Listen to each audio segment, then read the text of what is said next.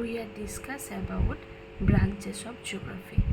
That means types of geography. Mainly, geography are two parts. One is physical geography, second one is human geography. Physical geography মানে হলো প্রাকৃতিক ভূগোল। ভূগোলের যে শাখার মধ্যে বা জিওগ্রাফির যে শাখার মধ্যে শুধুমাত্র প্রাকৃতিক বিষয়গুলো নিয়ে আলোচনা করা হবে তাকে বলা হয় প্রাকৃতিক ভূগোল। প্রাকৃতিক বিষয়গুলো মানে যে সমস্ত উপাদানগুলো বা বিষয়গুলো প্রকৃতি তৈরি করে, প্রকৃতিই তৈরি করতে পারে আর প্রকৃতিই শেষ করতে পারে, সেইগুলোকে আমরা ফিজিক্যাল জিওগ্রাফির আন্ডারে রাখি। অর্থাৎ প্রাকৃতিক ভূগোল হলো ভূগোলের যে অংশের মধ্যে প্রকৃতির বিভিন্ন ভূমিরূপ, তাদের উৎপত্তি, জলবায়ু, মাটির সৃষ্টি, জল, জীবজগতের বৈশিষ্ট্য, সমুদ্রের উৎপত্তি ইত্যাদি প্রাকৃতিক বিষয়গুলিকে নিয়ে আলোচনা করা হয়, তাকে বলা হয় প্রাকৃতিক ভূগোল। প্রাকৃতিক ভূগোলের মোট 7টি ভাগে ভাগ করা যায়। প্রথম হলো জিওমরফোলজি। জিও মিন্স ভূ, মরফো মিন ভূমিরূপ, লজি মানে হচ্ছে বিদ্যা। তাহলে জিওমরফোলজি মানে হচ্ছে ভূমিরূপ বিদ্যা। আমরা যদি এটাকে সংজ্ঞা আকারে বলি তাহলে আমরা বলবো প্রাকৃতিক ভূগোলের যে শাখার মধ্যে পৃথিবীর বিভিন্ন ভূমিরূপ নিয়ে আলোচনা করা হয় তাকে বলা হয় জিওমরফোলজি।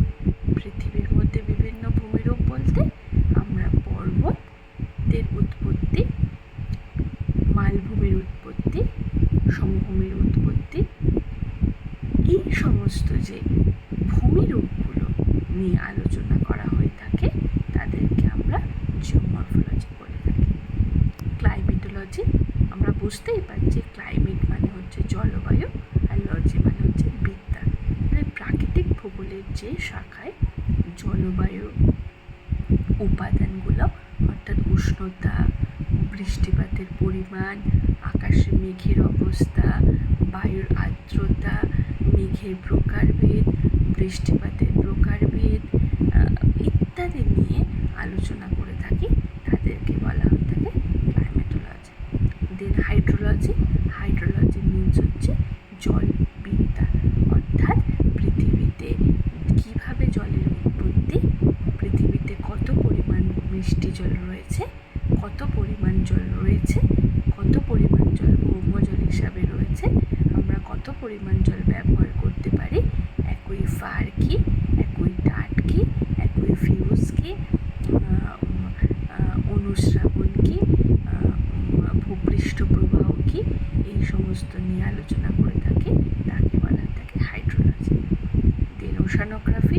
ওশানোগ্রাফিতে যেখানে সমুদ্রের উৎপত্তি, প্রাকৃতিক ভূগোলের যে শাখায় সমুদ্রের উৎপত্তি, সমুদ্রের উষ্ণতার তারতম্য ও সমুদ্রের লবণতার তারতম্য, সমুদ্রের জলের স্রোতের উৎপত্তি, স্রোতের বন্টন ইত্যাদি নিয়ে আমরা আলোচনা করে থাকি, তাকে আমরা বলে থাকি ওশানোগ্রাফি। তাহলে এই ওশান সৃষ্টিতেও মানুষের কোনো ভূমিকা থাকে না, সেই জন্য ওশানোগ্রাফিও একটি প্রাকৃতিক ভূগোলের শাখা। সয়েল জিওগ্রাফি, মাটি ভূগোল, মানে ভূগোলের যে শাখায় মাটির গঠন, উৎপত্তি, গ্রথন, রং, সচিত্রতা, মাটির মধ্যে বায়ু চলাচলের ক্ষমতা, জলের অনুপ্রবেশ ইত্যাদি নিয়ে আলোচনা করা হয়, তাকে বলা হয়ে থাকে সয়েল জিওগ্রাফি। সয়েলও সৃষ্টিতে মানুষের কখনোই হাত থাকে না, সেজন্য সয়েল জিওগ্রাফিও প্রাকৃতিক ভূগোলের একটা পার্ট। এনভায়রনমেন্টাল জিওগ্রাফি, ভূগোলের প্রাকৃতিক ভূগোলের যে শাখায় পরিবেশের দূষণ, পরিবেশের নিয়ন্ত্রণ, পরিবেশের অবক্ষয় ইত্যাদি নিয়ে আলোচনা করা হয়, তাকে ফিজিক্যাল জিওগ্রাফি, তাকে এনভায়রনমেন্টাল জিওগ্রাফি বলা হয়। এনভায়রনমেন্ট মানে হচ্ছে পরিবেশ, সেটাও প্রাকৃতিক ভূগোলের অংশ। বায়োজিওগ্রাফি মানে যেখানে উদ্ভিদ এবং প্রাণীর গঠন, উদ্ভিদ এবং প্রাণীদের আন্তঃসম্পর্ক, অর্থাৎ একটা অঞ্চলে একটা উদ্ভিদ এবং প্রাণী কীভাবে বসবাস করে, কীভাবে বেঁচে রয়েছে, একটা বিয়োজক কীভাবে তাদের বংশ বিস্তার করতে পারে, কোথায় তারা উৎপত্তি লাভ করে, এই সমস্ত যাবতীয় কিছু নিয়ে আলোচনা করা হয়, তাকে বলা হয় বায়োজিওগ্রাফি। ওকে, এখানে এমসিকিউ থেকে প্রশ্ন আসতে পারে যে ফিজিক্যাল জিওগ্রাফির পার্ট কয়টি ও কী কী। আমরা উত্তরে বলবো ফিজিক্যাল জিওগ্রাফির মেনলি পার্ট হচ্ছে 7টি। এবার এখান থেকে প্রশ্ন আসতে পারে জিওমর্ফোলজি কোন ভূগোলের শাখা, তখন আমরা বলবো প্রাকৃতিক ভূগোলের শাখা।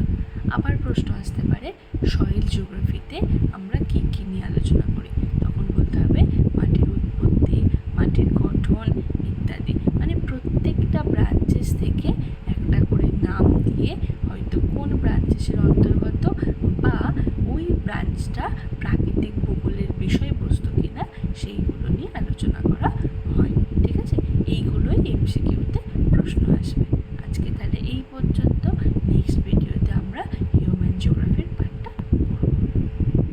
প্লিজ যদি তোমাদের ভালো লেগে থাকে তাহলে আমার চ্যানেলটাতে লাইক এবং সাবস্ক্রাইব করো এবং বন্ধুদেরকে শেয়ার করো। যদি এমসিকিউ রিলেটেড এনি প্রশ্ন, any doubt, please comment me.